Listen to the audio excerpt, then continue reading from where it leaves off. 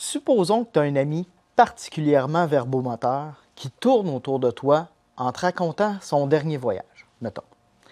Si tu fermes les yeux, tu vas savoir exactement où ton ami se trouve autour de toi. Tu vas même être capable de dire s'il s'éloigne ou s'il s'approche. Ça, c'est grâce à tes deux oreilles qui permettent d'entendre en stéréo. Grâce à ça, ton cerveau reproduit ton environnement sonore en 3D. Mais si on veut reproduire cet effet-là, on va utiliser une technique particulière qui va nous permettre de placer virtuellement des sons dans l'espace. Ça, c'est la base du son ambisonique.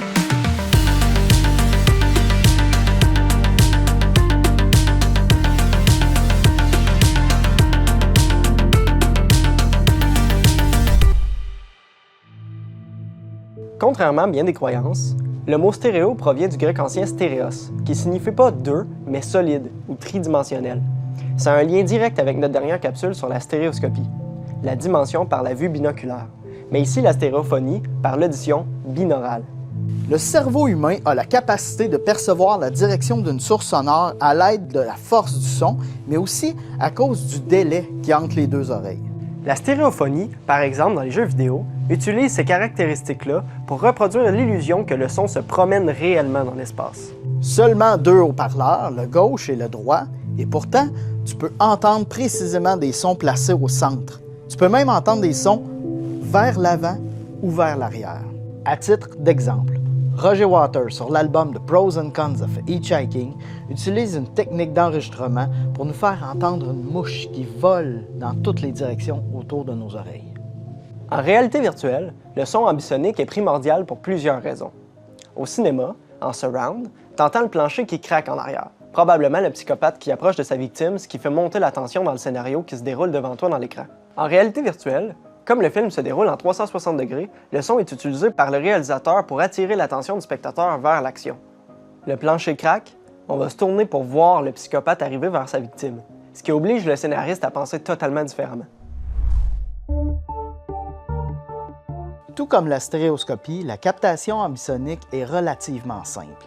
Il existe différents microphones spécialisés pour capter l'audio immersif provenant de toutes les directions. Là où ça se corse, c'est dans la conception sonore et la diffusion d'audio immersif. Dans le jeu vidéo, on fixera souvent les sons aux objets virtuels. Par exemple, un zombie qui se déplace comportera un script qui fixe le son au personnage 3D, amalgamant le zombie, ses gémissements et son positionnement dans l'espace. Pour le tournage d'un film, c'est une toute autre technique. Là, tu vas me dire, on a juste à prendre un micro ambisonique et le placer sur la caméra.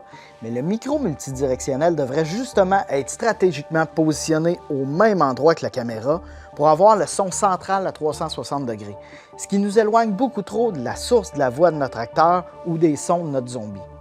Pour un film traditionnel, on utiliserait un perchiste.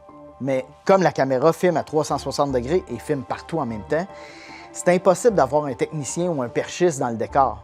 Pour avoir la voix de l'acteur captée de manière professionnelle, on va donc souvent utiliser un micro-cravate dissimulé sur l'acteur. Ensuite, grâce à des logiciels spécialisés, on va placer sa voix dans l'espace virtuel. Pour que la voix suive les déplacements de l'acteur dans le film, on va aller directement dans le logiciel de mixage audio et on va animer manuellement les positionnements des voix en fonction des déplacements de l'acteur. Tout ça pour atterrir dans ta paire d'écouteurs en stéréo. Plus on va s'attarder à chacun des sons ambiants qui nous entourent, plus on va rendre notre film immersif intéressant. Le plancher qui craque à ta droite, le grésillement du néon au-dessus de ta tête, le souffle du psychopathe à 10 cm de ta nuque. Le mix sonore est donc beaucoup plus laborieux que le mix d'un film traditionnel, même en surround, puisque le volume et la réverbération de chaque son changera en fonction du positionnement du spectateur. On ne veut pas perdre la voix de l'acteur principal, même si le spectateur regarde à l'opposé. Mais on va quand même vouloir dire au spectateur que l'action se passe en arrière de lui puis qu'il devrait se retourner. Ça, c'est un des grands défis du travail de conception sonore en réalité virtuelle. J'espère que la capsule vous aura plu. N'hésitez pas à commenter ou à poser des questions. On est toujours content de lire vos commentaires sur le sujet. Et sur ce, à bientôt!